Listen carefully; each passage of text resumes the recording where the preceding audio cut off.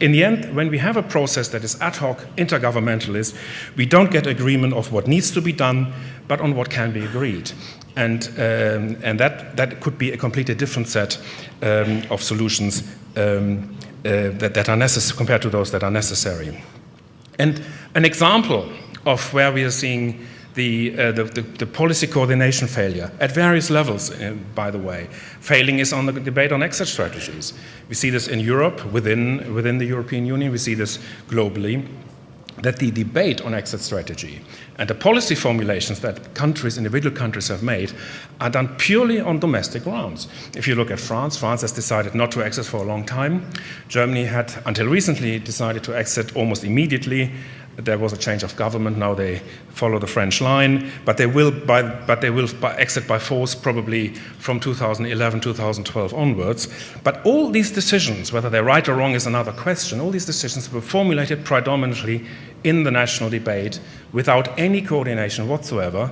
In the case of France and Germany, the communication works through newspapers that one learns from each other's policy actions.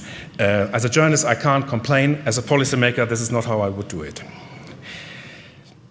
Now, I have a constructive solution. This is not a question about G20 versus G8 or whether economic policy coordination should be based at the IMF or the UN, but I would propose that we should, in trying to answer the question of how this should be done, a long-term process of how to manage globalization, which is really what this is about, is not something where we can just take measures from crisis to crisis, but it requires some much more constructive efforts, is to take some lessons from the EU. I'm not proposing to create a similar structure at global level, but there are some lessons from the EU relevant for the process of economic policy coordination.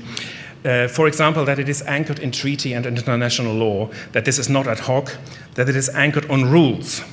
Not purely on rules. There is a room for policy, there is a room for national governments. In fact, in the European Union, the national governments still call the shots in terms of policy, but it is a rule-based interactive system where governments enter into a very structured dialogue and surrounded by institutions.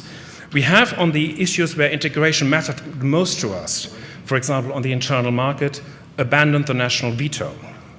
That has brought enormous progress to the process of integration and coordination. Without the abandonment of the national veto, we would not have achieved the internal market in the European Union.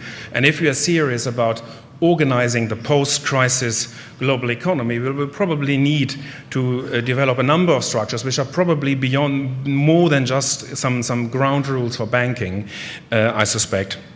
So an abandonment of the national vetoes by some form of qualified majority voting is something that may be necessary, maybe not in the short run. I'm aware this is not very realistic, but it is certainly something that might be considered at some stage. But perhaps the most important parallel to the European Union is that it is an open process.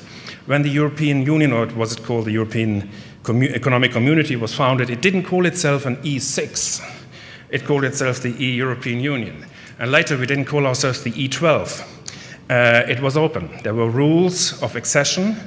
There were negotiations, but it was by and large, a transparent, asymmetric process, provided you were European.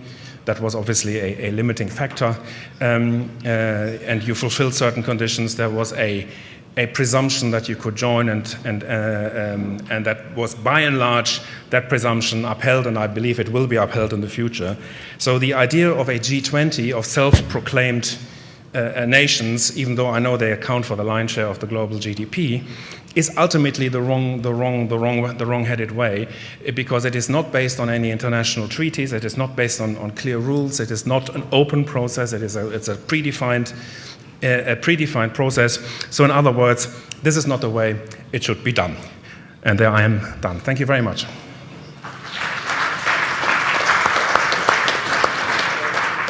Très bien joué le rôle de provocateur, puisque conclure cette session en disant que la question du départ était vraiment mal formulée, c'est